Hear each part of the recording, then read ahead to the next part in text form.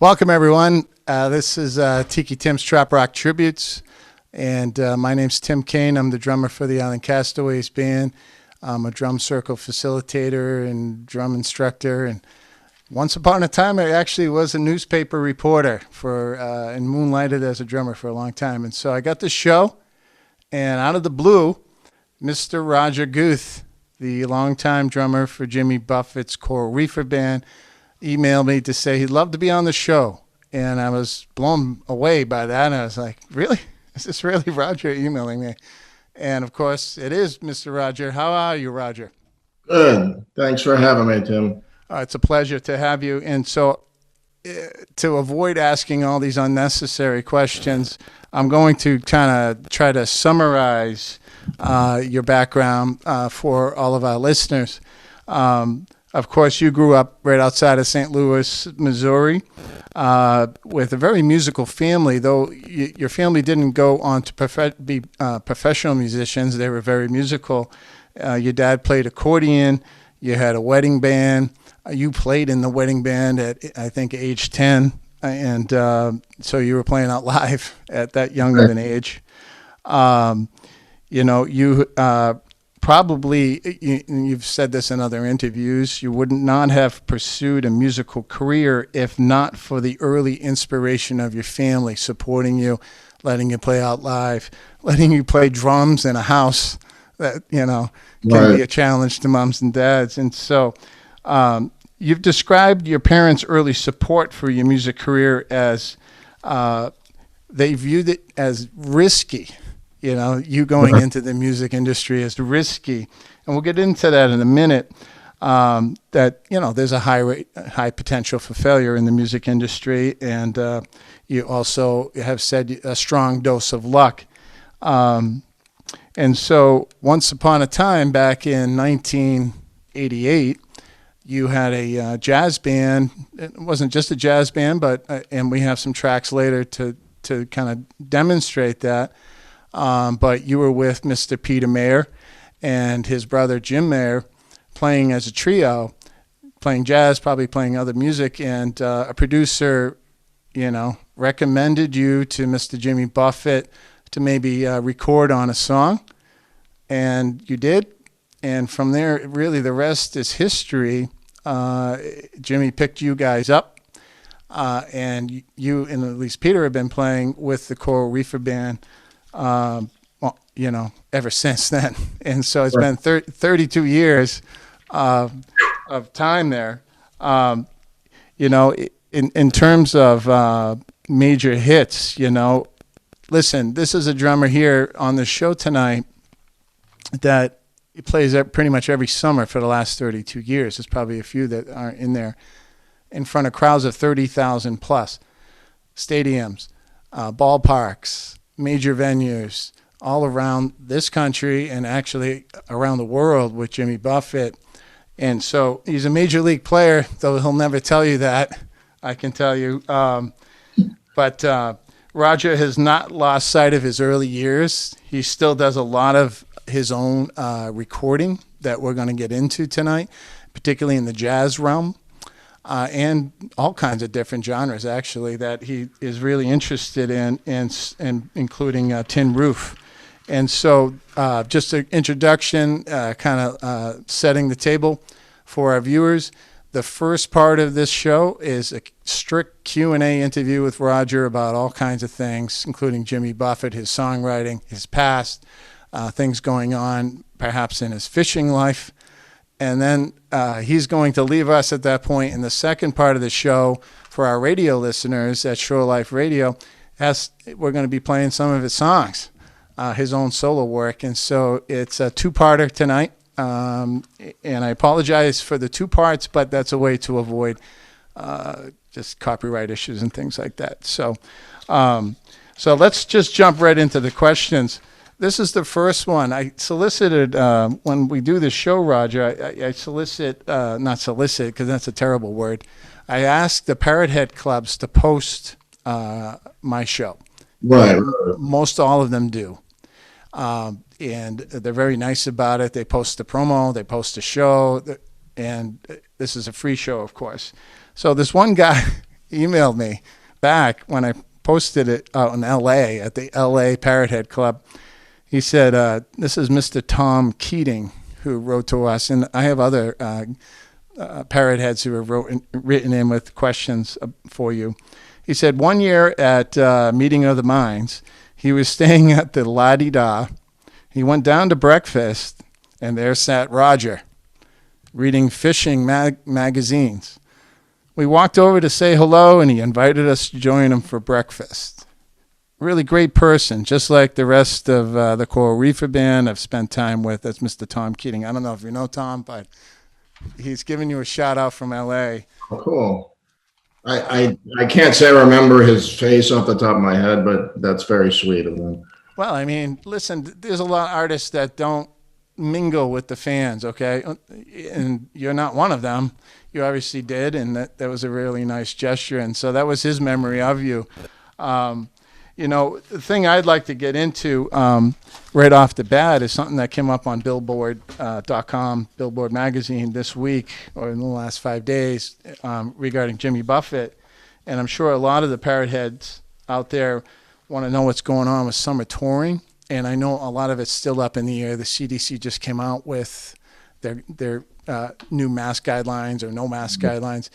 But and each state has a different track on how many people can attend concerts and things like that. But how's it looking this summer for Jimmy Buffett and the Coral Reefer Band to get on the road? Well, I'm pretty sure something will happen. I just don't know.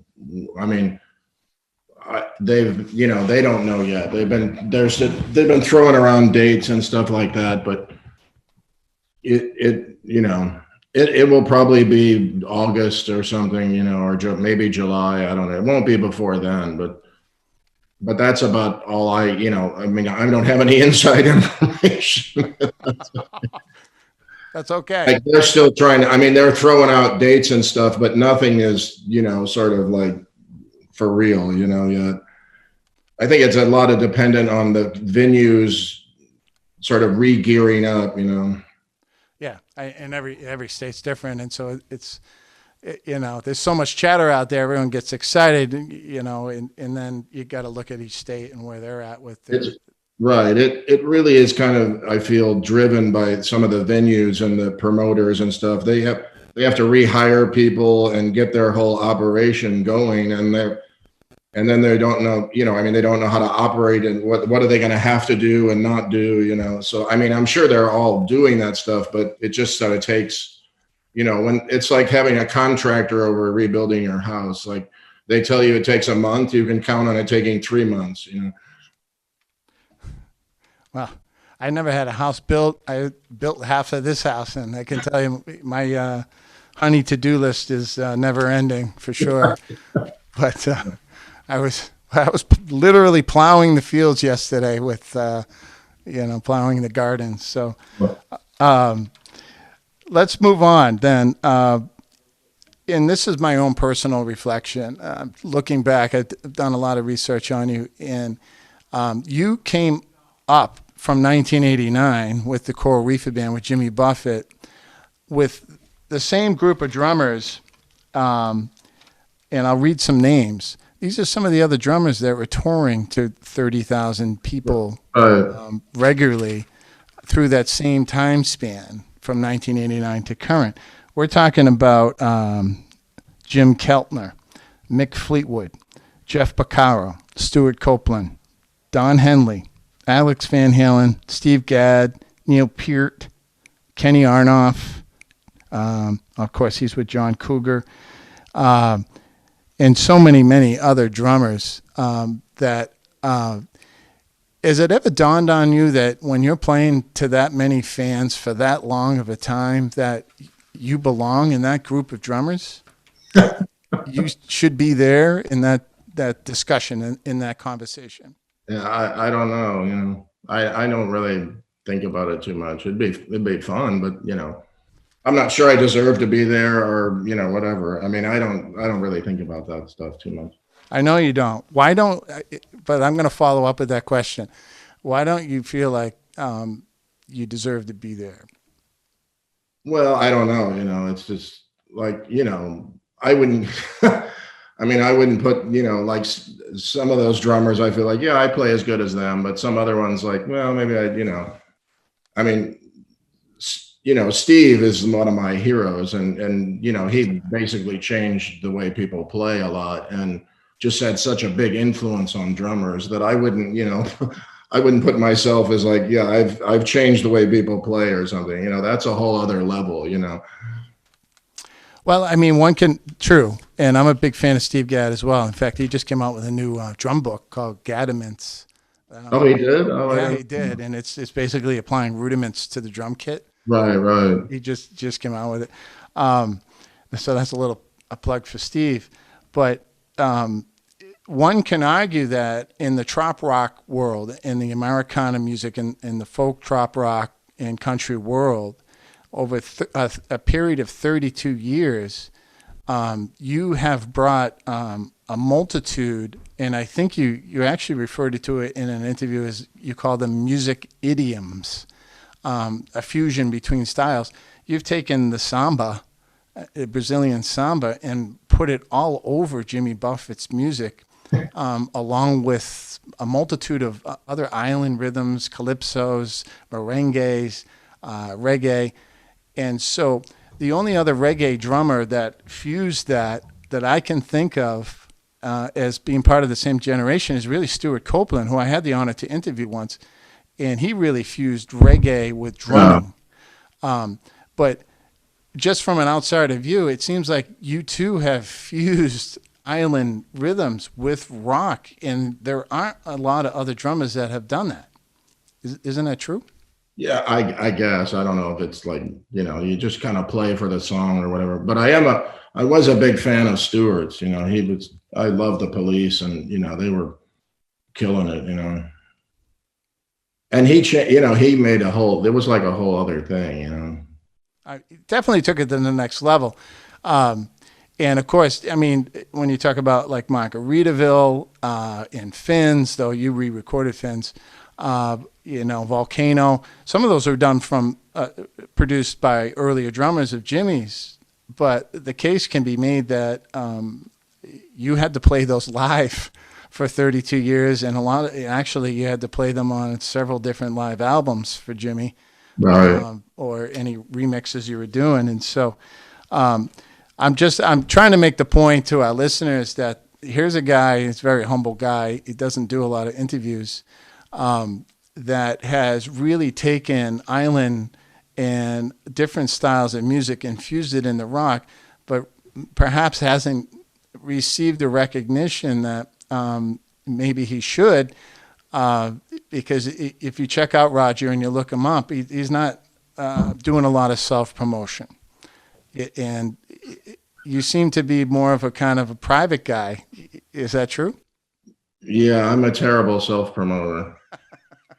That's the answer I was looking for. I'm trying to learn how to do it. I'm like, oh, well, maybe we can do some self-promotion. I was always bad at it.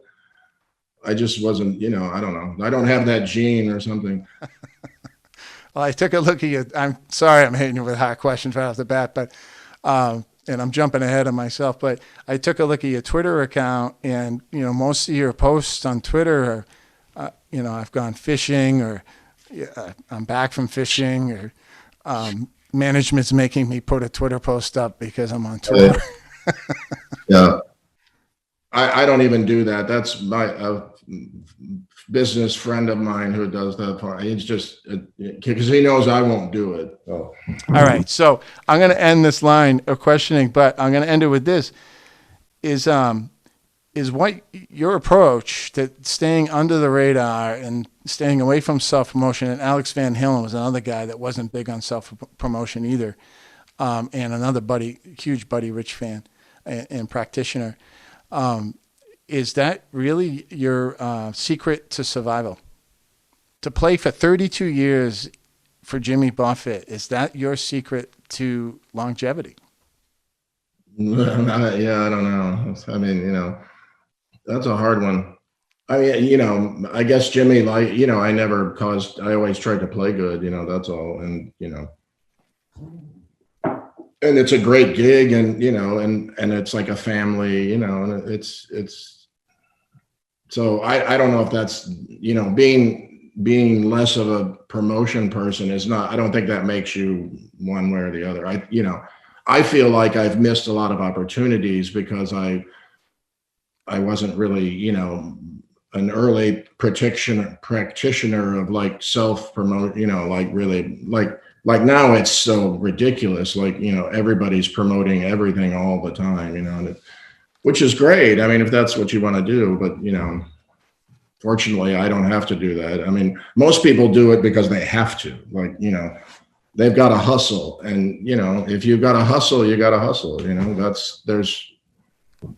No, I agree. I understand what you're saying. So when you were first asked by Jimmy to join, you recorded one of his songs, and then he asked you to go on tour with him, basically. That changed your entire life. Like, before that, when you were with PM with Jim and Peter Mayer, before Jimmy came into your life, you actually had a hit song, which we're going to play later, but were you in your mind really thinking, I'm going to make it, man. I'm going to be a major tour drummer for 32 years. What were you thinking back then in 1988, 89? I think I just, liked the fact that I was going to get a steady paycheck. Well, that helps, huh? Yeah. So it changed your life, but you didn't foresee that. I mean, really like went back even further when you were 10 and playing in your dad's wedding band. Did you have dreams of major success? Was that ever in your head? Yeah, yeah, it was. I remember watching the Tonight. I would watch the Tonight Show and see see Buddy on the Tonight Show or something, and I'd be like, man, I'm gonna do that. Because back then they had all these musical guests on all the time, and it was really pretty cool. And just the Tonight Show band or whatever, I remember thinking, man, someday I'm gonna be on the Tonight Show, which did happen. Well, But when you're there doing it, it's so much time has passed. You're like, wow, I don't know if this is that. It doesn't seem as cool as I thought it was. Until Johnny Carson walks in and starts telling jokes in the dressing room, and he was such a consummate person like that, and I was like, oh my God, he's so funny. he was the best. He really was. Yeah, I mean that kind of stuff is the stuff you like. I'm not into star struck guy, but when somebody like that level of it's like, wow, okay. It's like Frank Sinatra or somebody. That whole crew. Well, that's a good segue. I apologize to people watching this. I don't know what's going on with this green screen tonight, but I just couldn't get it right. But whatever, who cares? I kind of like it. It's half island, half not island. I tried. That's what counts. I know you love Buddy Rich. I love Buddy Rich. I try to, when I teach kids around here and stuff, I try to teach them a little bit about Buddy. In fact, Neil Peart, God rest his soul, was a huge Buddy Rich fan, and he did Buddy Rich memorial tribute concerts. He did two different albums called "Burning for Buddy." Right. He brought some of the drummers around to play some of his tracks with his original band members.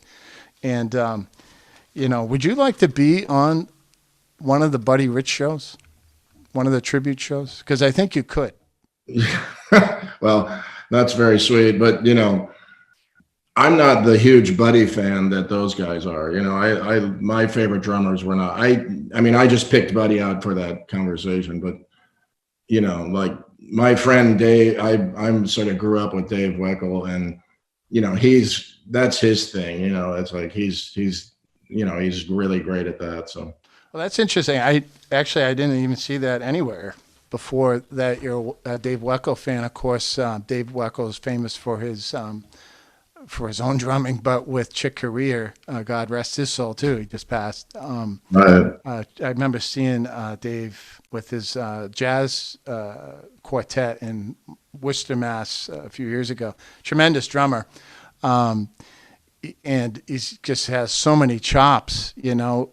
So when you look at yourself as a drummer, like, what's your favorite style to play? Is it jazz, or is it more like samba, rock, which you excel at?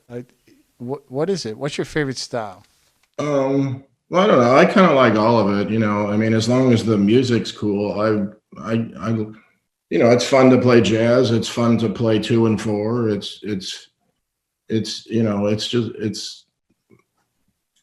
I'm not really that, I mean, if I could be Tony Williams at age 18, yeah, that'd be great. But, that's not going to happen. So, All right. So sticking on drumming, you're in Jimmy Buffett from 1989, but you were in a jazz band, and then he picked you up.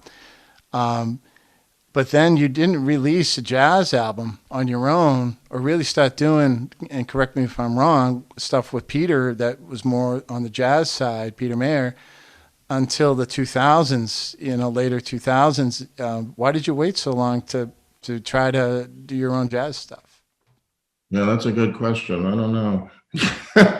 I mean, I think I just kind of put that on the back burner, and then finally I had written some songs that I really liked, and I was like, I'm going to record these, and it just sort of, and then Pete and I wrote them, finished them together, and it kind of all came together. It's one of those things. It's probably my lack of own ambition. I should have done it way sooner, but I was writing other stuff, and it was just, I don't know. It's just one of those things that's the way it came out.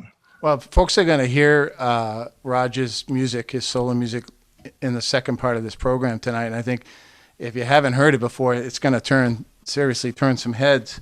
We opened the show, and hopefully you heard it.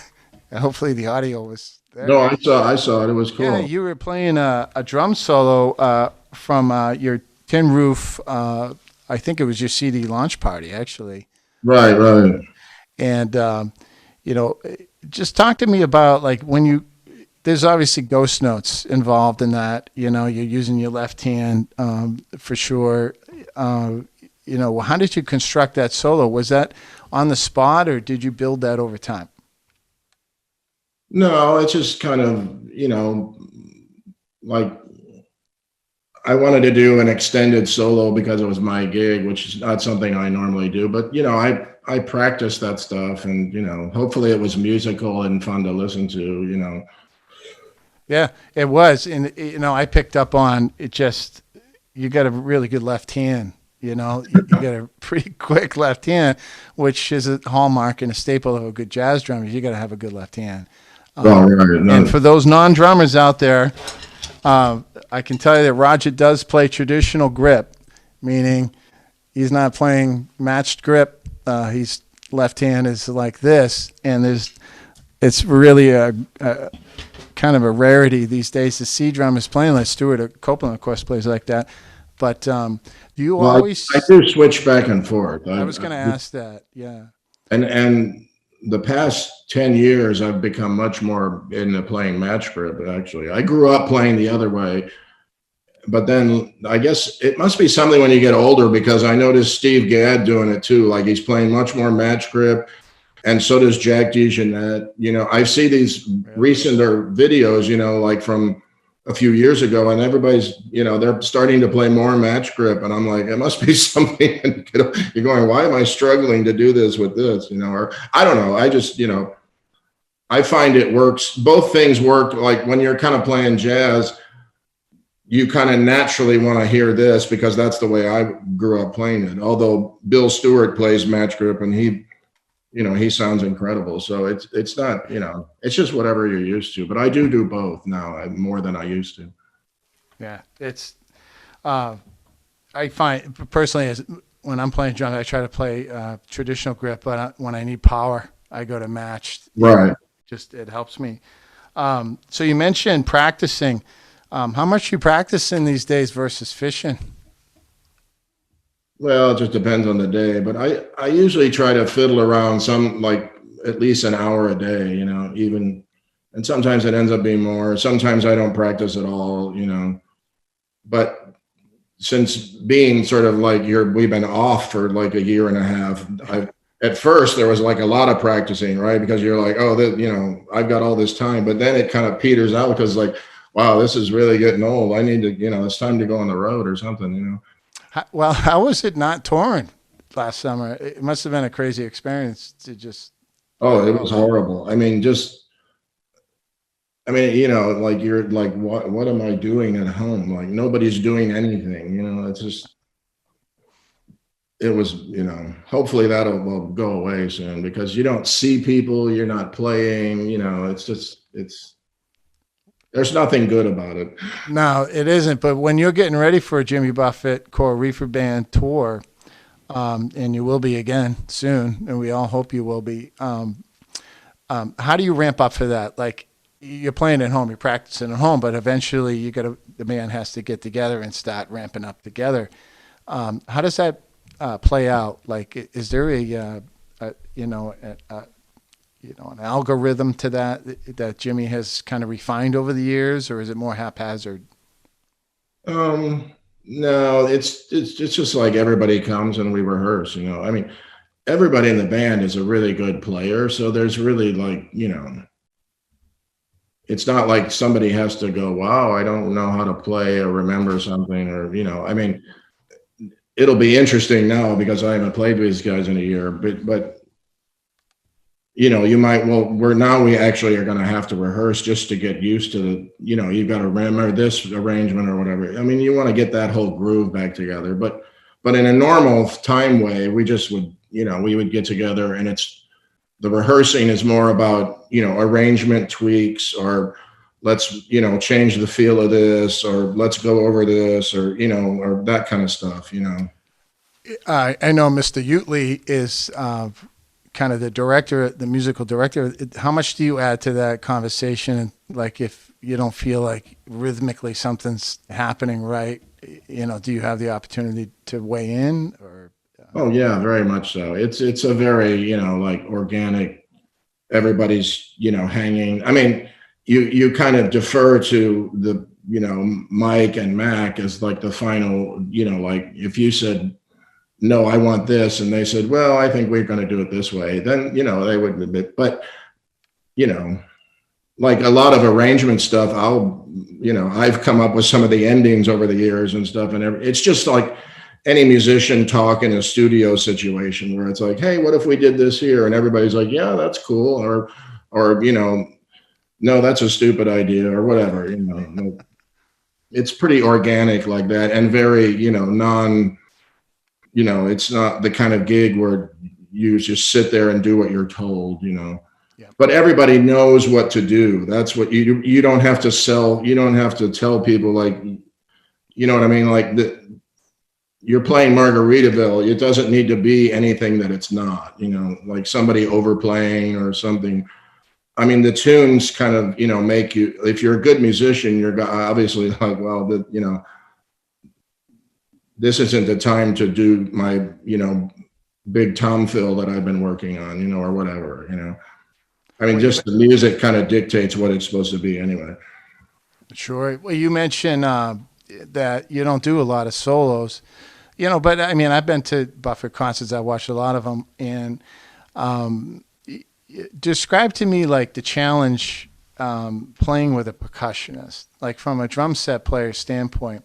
What do you have to do differently when you have a percussionist with a full arsenal of percussionary devices at their hands? Well, you just play you try not to, like, you play, what's he going to play, and you don't want to, there's just you don't need to play as busy as you might, or whatever, I mean, I always think I'm playing too busy, or I listen to early live tapes with Jimmy, and I'm like, oh my God, I was playing way too busy. Which one? I don't remember. But then again, it's kind of exciting. We were bringing something, a little more chops oriented, to like the way, listening to me play Finn's versus the way it was originally recorded. It's a different thing, You got to have more cowbell though.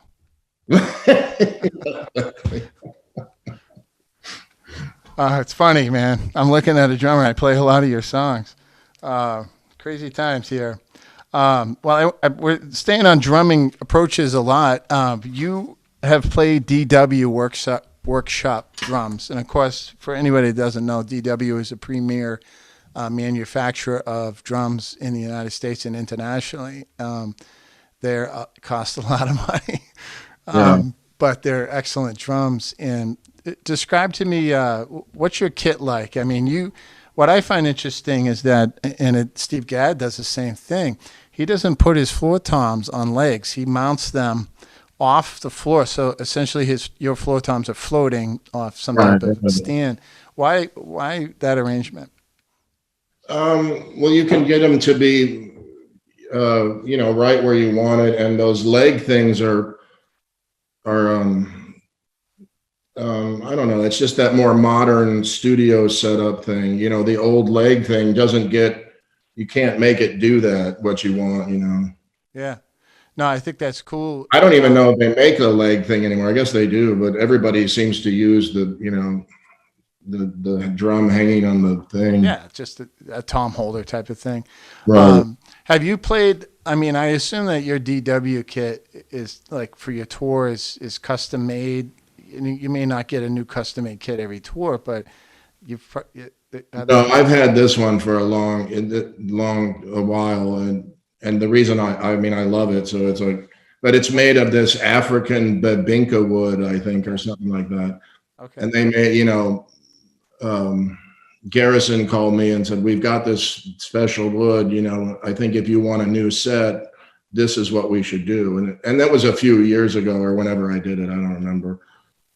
Well, it sounds sweet. I mean, I listened to, I assume that you use that kit on some of your solo stuff. Is that not right? Or I used that on Tin Roof. Yeah. But that was very different miking aesthetic and all that. And not the same snare drum and, Sure. So, I mean, has DW been with you how long? All 32 a long years? time. The only other endorser I had was I started out with Tama. Okay. Great. And then I just switched to John DeChristopher, who used to work at Zildjian. Oh yeah, I know John. Sort of, and I was a Zildjian endorser too, and I was like, what, where else can I go? And he said, well, I know the guys at DW, and they'd love to have you. So that's how that happened. John D. Christopher, another Massachusetts guy. Yeah. He knows all the drummers in the world, man. Yeah, he's a sweet guy. Yeah, he seems really nice. He was an artist rep for Zildjian for a bunch of years, and I think he was married to the Zildjian family, actually. Yeah.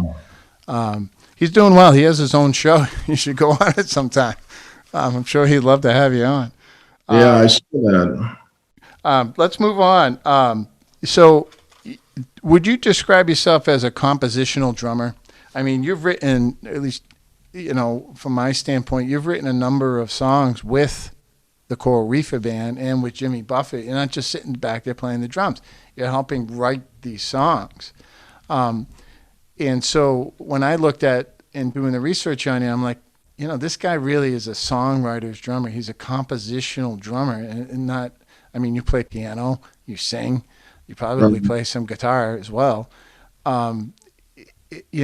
Is that how you look at yourself if, in the final analysis on Roger Guth at the end of days, is that how you kind of maybe define one aspect of you is you're a compositional drummer?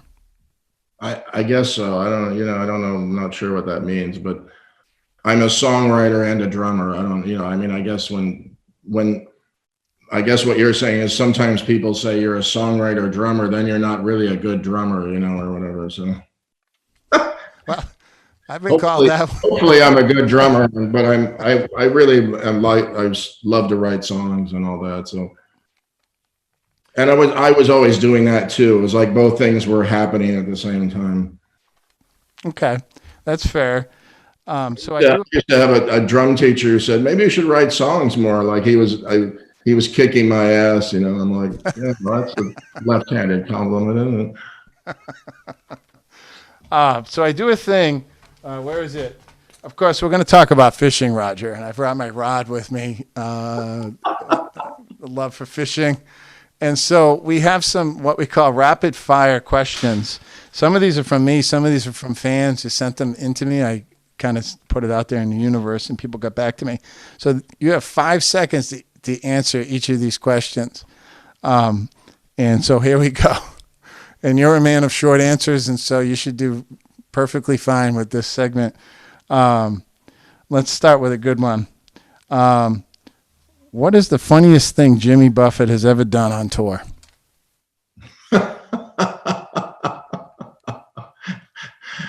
I have no idea. That's not a 5-second answer. All right, I will give you 30 seconds. Go. Once I saw him skate down what do they call those things where you play in a bar? Not foosball, but a shuffleboard table. Oh yeah. Yeah, that was quite a few years ago. Him and another buddy of his were having a party, and So are you guys buddies? Do you hang out with Jimmy, like off stage? You go out. Yeah, sometimes. I mean, we go to drinking or whatever. We'll go to dinner or something, or I've been fishing with him a few times. So I wouldn't say we're like buddies, but he's not. We hang out. All right, let's move on. So you did a major song, Summer Tan, which we're going to play later. The more I listen to that, Roger, I'm like, I've heard that before. Like, did a national advertiser pick that song up or something? I don't think we somebody wanted to, but nothing ever came of it unless I'm copying something, that I'd never heard. I don't think so. Um, uh, what's your worst gig ever? Well, I have to think about that one. There's been some doozies. It wouldn't be with anything it would be something really early on that was horrible, like just, when you're doing shit from, Maybe something with PM. yeah, there was a few where we were playing in like a VFW hall, like filled, like there was like, 10 old guys at a bar, and we're like over there playing, think we're the police, or, and it was, those kind of gigs where you're like, why are we here? All right. What's your best gig ever? From Jimmy Buffett fame. What's the best gig you ever played with Jimmy Buffett? Oh, I don't know. Some of the stadium shows are pretty cool. Being at the Hollywood Bowl really sounded great. It's a great room to play. Well, it's not a room; it's just an outside thing, but that was really cool.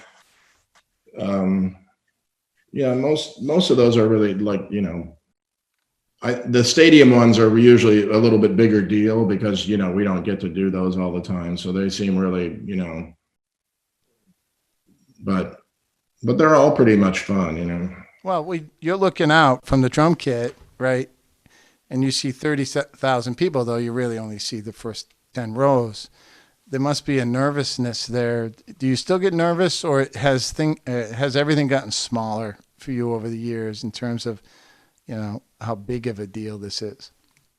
Well, I still appreciate it, and I'm thankful that I get to do it, but I'm not nervous or, it's like, and I was never that in the crowd thing. I don't really kind of pay attention to, but it is, that is one of the things about the stadium thing. If I sit there and look at them going, wow, there's a lot of people here.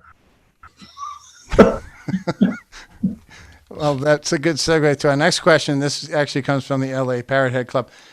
What is the craziest Parrot Head Club in the United States? That I couldn't tell you. I know. I had to ask it. I don't know either, and I don't want to offend anybody, but Right.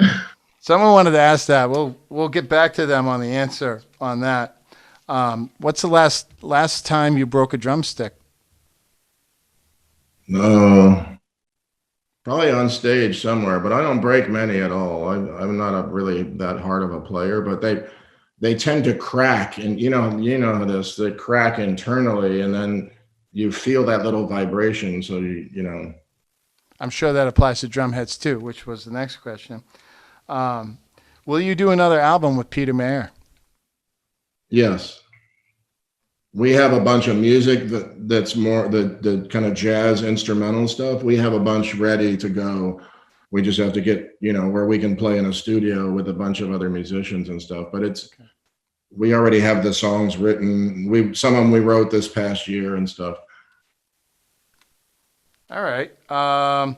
Last of the rapid fire questions. Where did you get your nickname Scotch? Oh, that was the name of your first album. Yeah, I know. It was two close friends of mine, and we were farting around in a bar, and we were making up names for characters, and we were just laughing about this. And then I was like, "Oh, I'm gonna use that name when I do this vocal stuff, because it kind of, like you have Prince and Sting, and then there's Scotch, Do you like Scotch? Do you drink Scotch? No, not much. No? I mean, it's okay. It's just not if someone said you want a Scotch, or I wouldn't be like, oh no, I don't drink it really. What's your favorite drink? Probably wine. Okay. Cool. So moving on from rapid fire questions, Nashville, where you live with your wife and your son, has been hit pretty hard the past 2 years. I mean, they've been hit by a major tornado. There was a major flood. There was a bombing event in downtown Nashville last year. And then, of course, COVID as well, basically shutting down the music scene. What's your vantage point as to the resiliency of this city in climbing out of all of this? Oh, it'll be fine because there is so much money coming in here and people moving here and big businesses and the tourism is, I mean, there's a lot of big money investing lots of dollars in, more hotels and more stuff. So, that's not going to be no problem at all. Nashville's very, it's booming basically is what I'm saying. We know, I mean, and sometimes to my chagrin, it's like, wow, this is going to turn into a different place just because there's more people. And, it's not the sleepy little place it was once. I don't know if it was ever sleepy when I lived here, but you know what I mean? When I meet other people that have been here their whole lives, they're like, yeah, it's totally different than it used to be. Yeah. Well, you moved from New York to Nashville, I think, right? No, from St. Louis. Oh, it's from St. Louis, where you were born. But when did you move to Nashville? A decade, 2 decades? When was that? Well, a couple of decades ago, and then we moved back to St. Louis for a little bit because my mom was ill, and then we moved back here. Okay. What are your favorite charitable pursuits? What do you support for charities out there? Jimmy Well, Buffett. I really like the Nature Conservancy because they just sort of buy it. You know what I mean? They don't wait around for to try and influence people to do the right thing. They just, like if there's a piece of land that should not be developed and they get enough people with money, then they just go, we're just going to buy it. So we don't need to fart around with to try and get so-and-so legislator to do the right thing or whatever, I mean, I like them a lot. I like American Rivers. Everything I support tends to be water oriented. Well, I'm glad you mentioned that because I want to talk about fishing. You have a passion for fishing that's very evident. And what type of you fly rod? What kind of fisherman are you? Yeah, I like to fly fish. Okay. So I got 10 questions, 10 fly fishing questions for you. What river that you've never fished is at the top of your bucket list to actually go fly fish? Oh, that's a good one. I don't know the names of the river, but I want to go to Spain, and I've never fished in Spain, and I want to fish some of the famous salmon rivers like the Alta in Norway and stuff. I've never done that. All right. What's the oldest piece of gear you use when fly fishing? Do you have a piece of gear that's like 30 years old? That's the old standby. Yeah, I got some old bamboo. I went through my bamboo phase, I call it, but I don't really use those anymore. But there are some really, they were I've got a couple of Granger bamboo rods that were made in the 40s or whenever they were made. Huh? What's the newest piece of gear you have for fly fishing? I've got a Winston 3-weight that I got last year or so. What's that? A 3-weight is the light fly rod. So it's the actual rod. Okay. Yeah.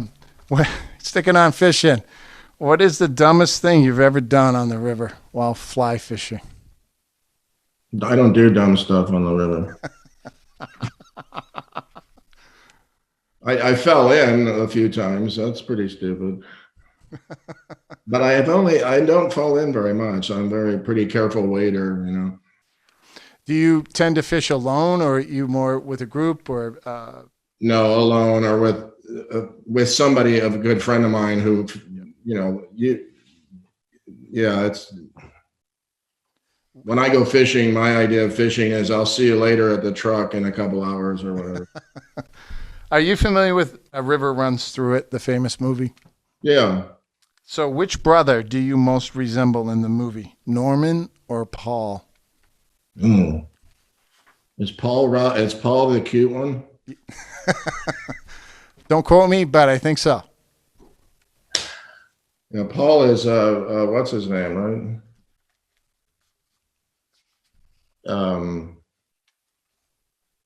Who's the guy? Who's the actor that plays him? You know, that's Uh, wasn't it Paul Newman?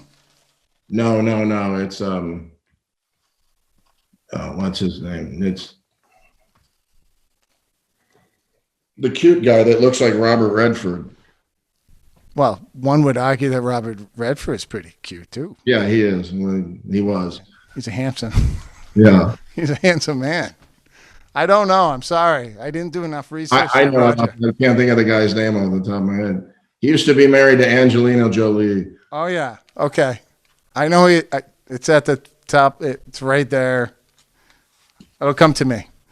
What do you read books about fly fishing? What's your favorite book about fly fishing? Yeah, there's a whole wall of them over here. I collect them. It's one of the things I've just accumulated them over the years. My favorite one, I don't know. I don't think I have an absolute favorite. There's a few writers, and older writers that I like Ernie Schweibert and the old Skews stuff. The old English writers are, they're really cool. Who convinced you to take up fly fishing? Like, how did you get into it? Well, I used to go fishing with my father and stuff a lot. So he never fly fished, but it sort of gets you into fishing, and then I don't know, by the time I was 14 or 15, I was into it, but then I kind of put it away. I was like, because I thought I should be ambitious and have a career or something. But you do a lot of fishing now, that's for sure. Yeah. So these are more like songwriting questions. Peter Mayer has said in the past in various interviews he's done when he's asked about you as a drummer, and this has more to do with you as a pianist than as a drummer. He says you play piano almost like someone else is playing through you. That's what Peter Mayer had said about your piano playing.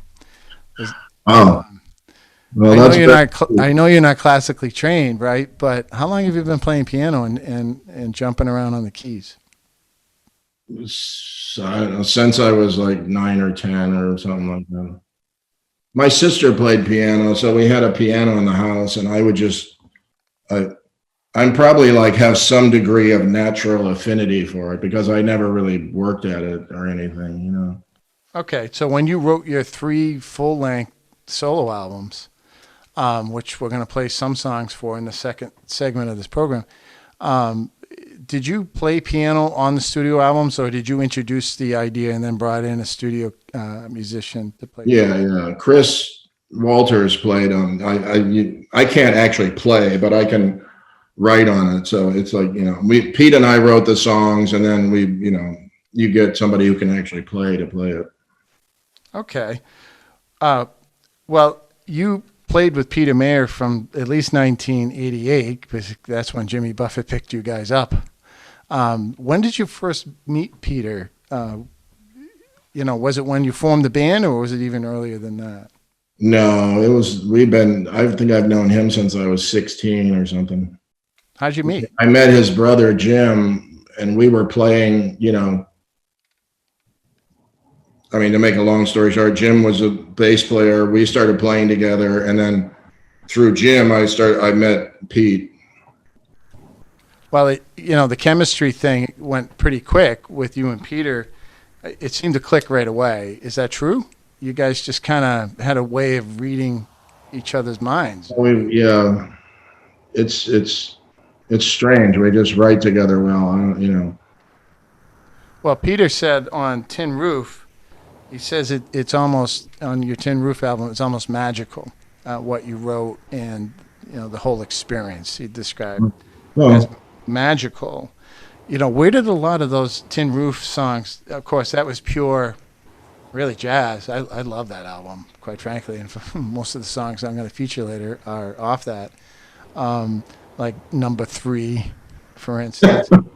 Where did those ideas come to? How did they come to you? Because did they come to you through, the piano first, or are you thinking more larger, bigger picture than that? Is it a riff? No, it's all like a piano melody kind of thing, like, yeah, I mean, I write that kind of stuff on the piano because I'm comfortable enough to come up with good, the chordal structure and stuff. Well, I mean, and you're also writing pretty advanced chord progressions that Right. just in the major keys, there's a lot of dissonance going on. Um, when you and Peter Mayer wrote "Color of the Sun," for instance, off Jimmy Buffett's, I think 2016 album together, um, is that something you do often in trying to help co-write with Jimmy? Yeah, I've been lucky. I get to write with Jimmy a lot. In fact, somebody told me I had the most song cuts, the most co-writer songs with Jimmy of anybody until this last album when Mac took over. Wow, that's a lot.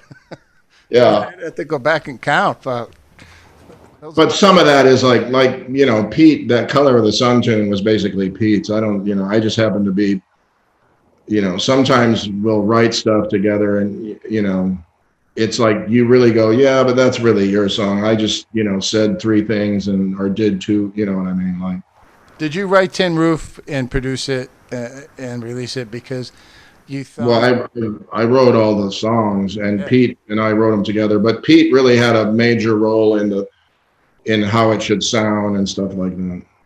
Well, you've said that your hope is to help Peter Mayer make it big. What is that? Your hope was to help Peter Mayer make it big to achieve Oh, top level success. No, you've said it. I've read it. yeah. Is that still? Do you still stand by that? I personally, I think Peter has already made it big. Of Oh course, yeah, no, I'm sure I was just kidding. he's he's on tour right now. For anyone listening, he's in Florida right now, touring with his own band and Right. his son, who something happened to his arm. I feel badly. He, he's not able to play guitar right now, but he is touring with Peter right now. So you got to hook up with Vanessa Williams, a pretty major vocalist, songwriter in our country, for a tune called "Moonlight Over Paris."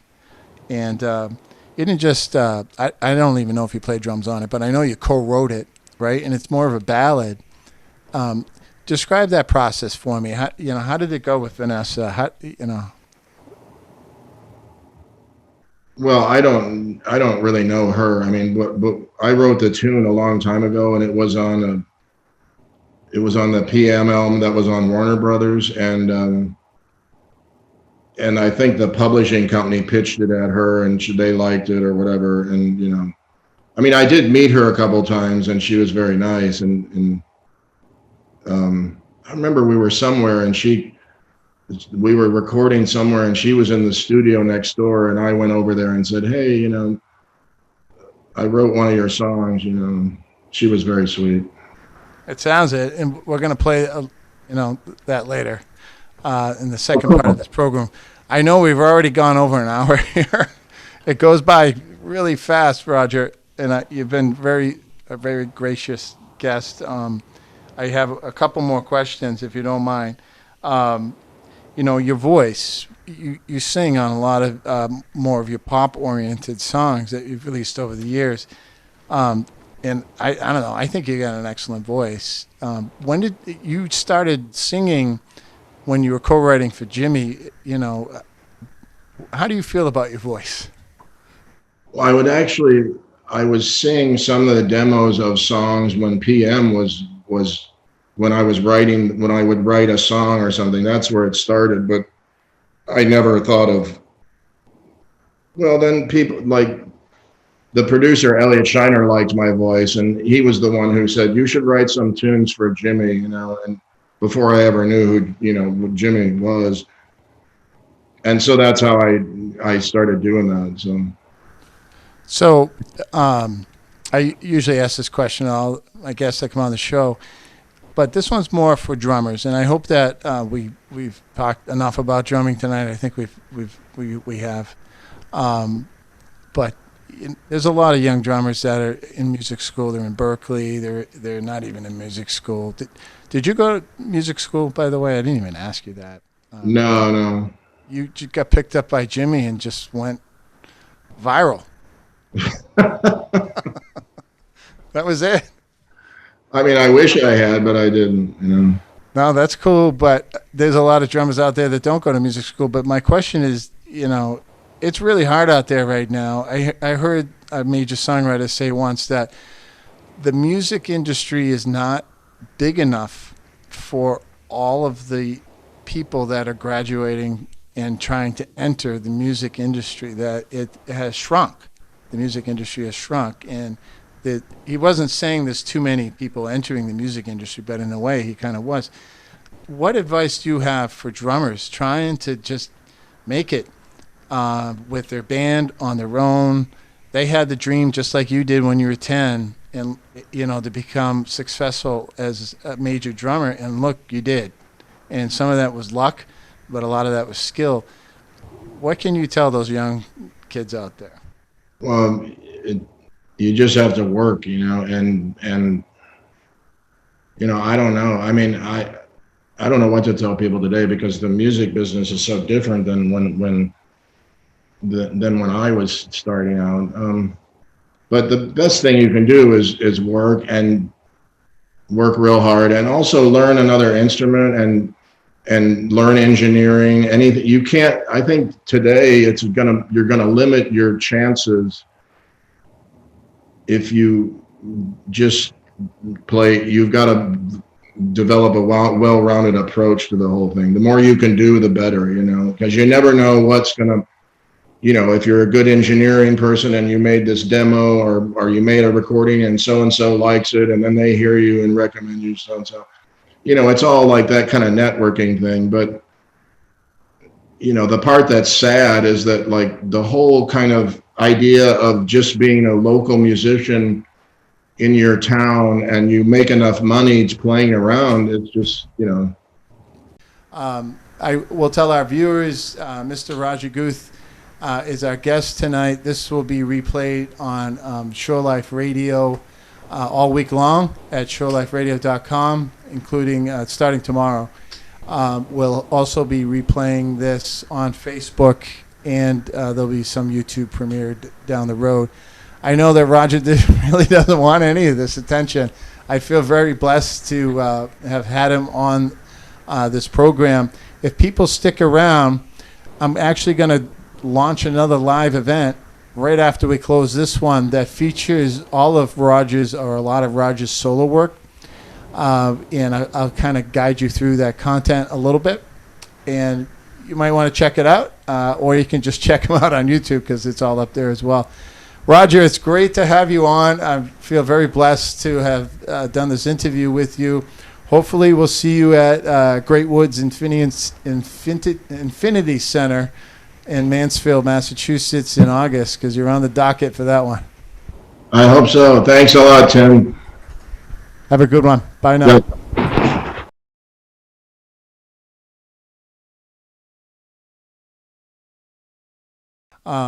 The first tune we're doing here, and I'm just powering this through my own music player here, is A Time Like This. Roger, we talked about it in the interview, is on vocals, piano, drums. And this is off his Scotch CD, his debut CD in 2015.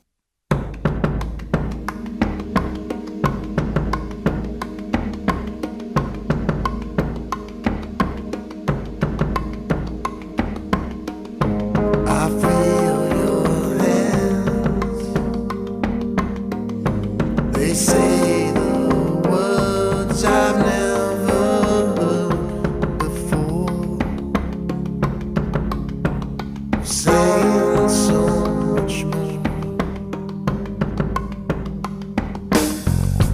I see your eyes, they dream a dream I've never dreamed before.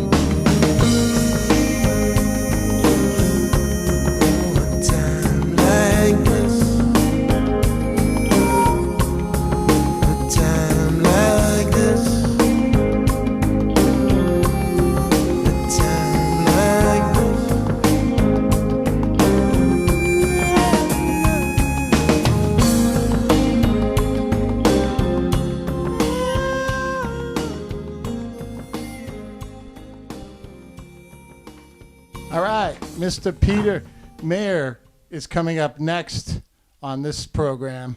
I just need to stop this. There we go. So that we were just listening to A Time Like This. Roger was on vocals, piano, drums. He wrote that in 2015 off his Scotch CD.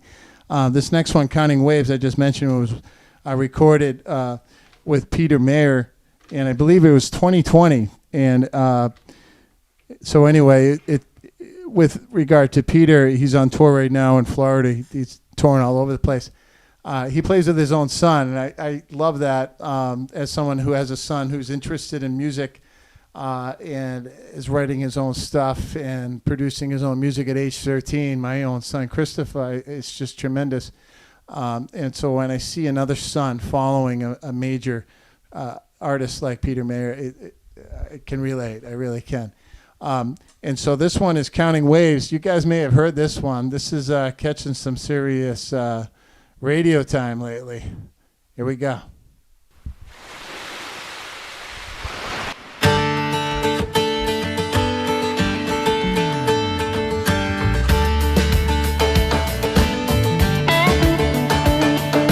Counting waves as they begin to roll. Maybe find a window to my soul. Summon up my feelings of far away and near. Counting waves as they begin to roll. Counting stars as they begin to shine. Yearning for the days I left behind. But time keeps moving on, so I dance and sing along. Counting stars as they begin to shine.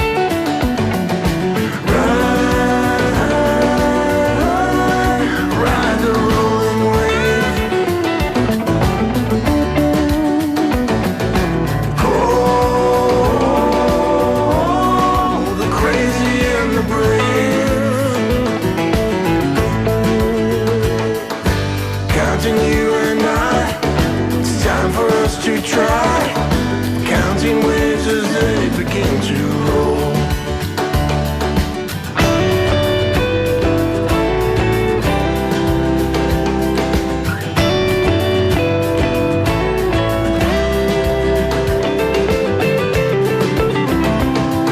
Stranded in this flesh and bone, chasing angels still unknown. Gestures of a rolling stone. I make my way back home. So show me around the bend. I'm counting all my friends. Counting waves as they begin to roll.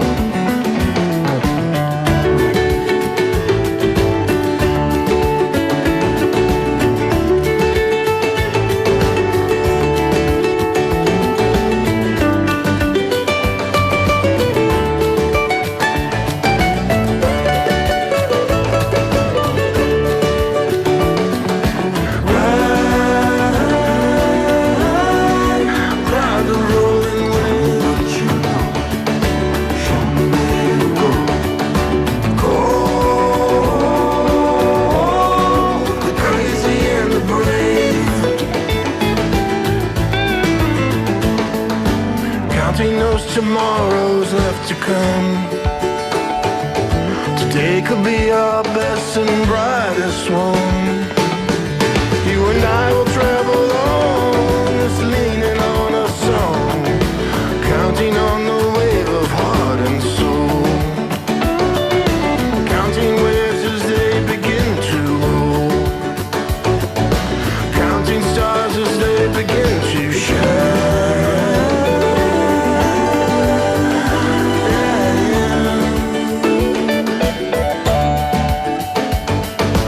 Counting waves as they begin to roll.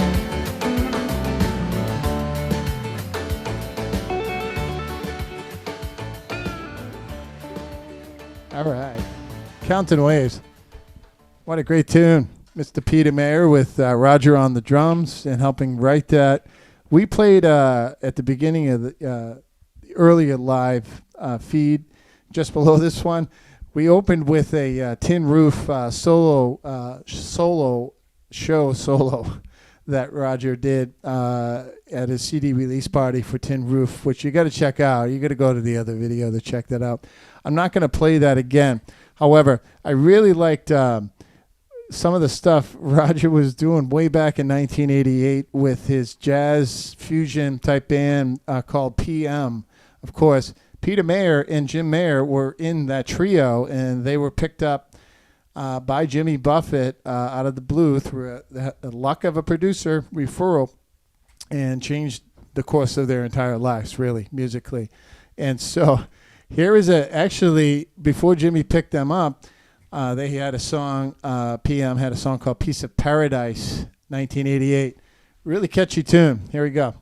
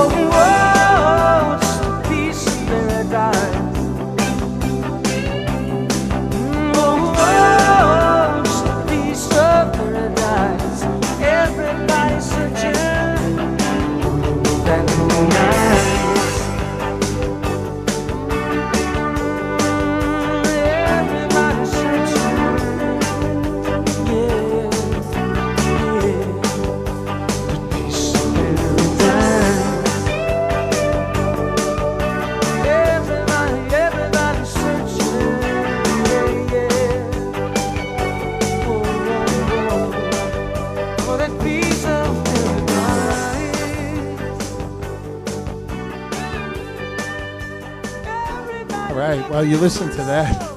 1988 takes you back in time. And that was a pretty major hit for PM back there with Peter Mayer, Jim Mayer, and Roger Guth. Right before Jimmy Buffett picked them up. This one's called the Hughie. And I didn't get to talk with Roger tonight about that. There's a killer drum solo at the beginning of this song, and then it goes into a jazz type of chord progression. I think it's instrumental. But just listen to Roger's drumming, his jazz chops at the beginning of this song, the Hughie.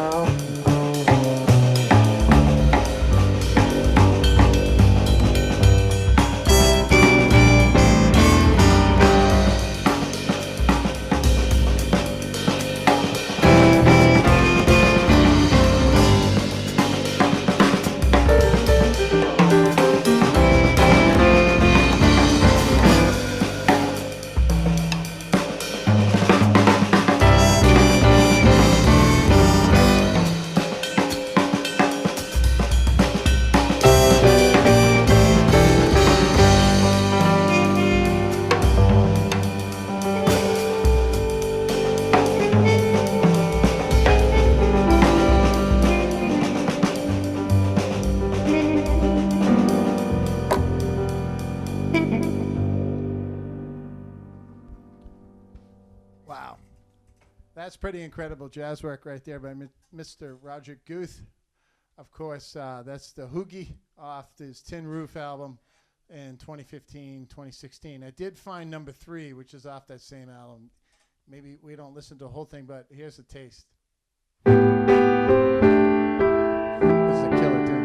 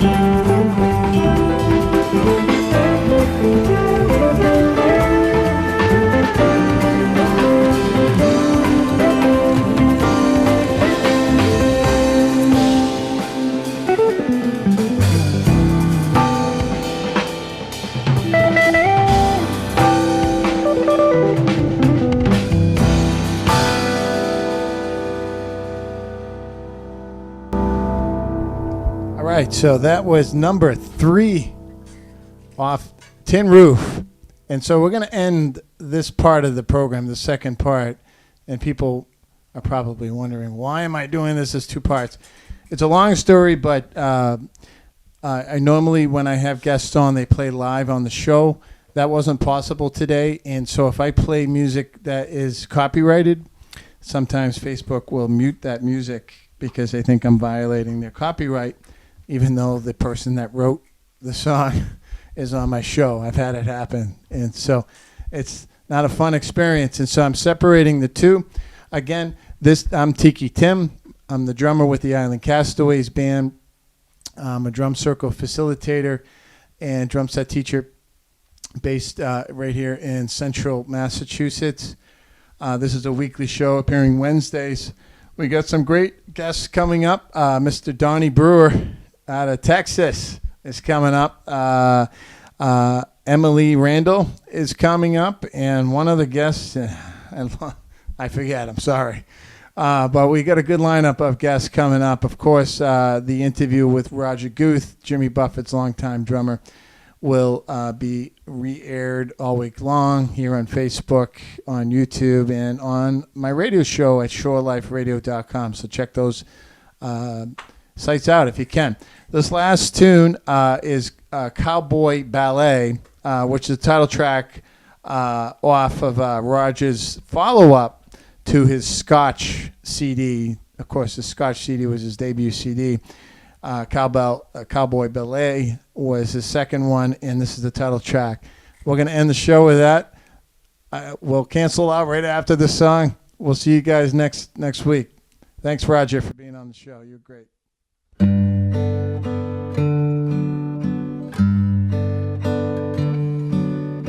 Once I knew a hero, fought for the stars. He stood for truth and justice all the way to Mars. Did not fear the darkness and the coming of the day. He danced around evil like a cowboy ballet. Oh, he had a 6-gun. Oh, he had a horse. And on his pretty feet he wore the slippers of remorse. His face was tough as leather. His words could sting like ice. His eyes could melt right through you. He was never very nice. In every town they knew him, in every town they feared what would happen to them if they laughed instead of cheered. Sometimes they would call him, need his advice on how to kill the bad men without thinking twice. They lined them up on a street corner across from a stage. As he would get down off his horse, his face would fill with rage. He began to jitterbug, he began to sway.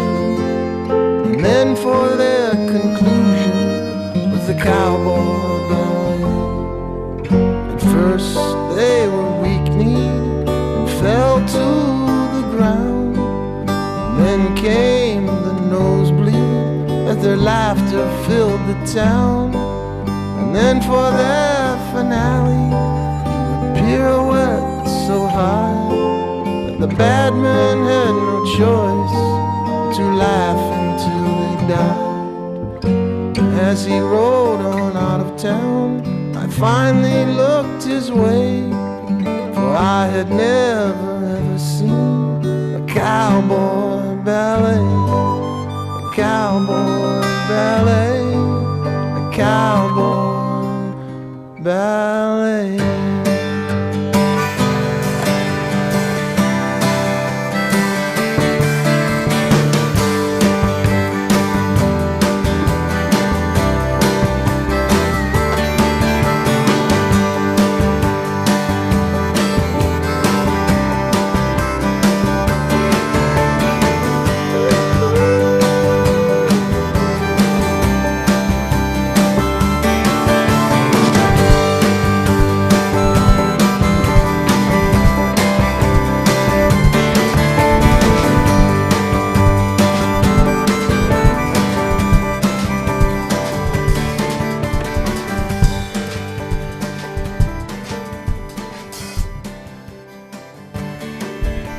Well, what a special show. This is episode 16, season 2, Tiki Tim's Trap Rock Tributes.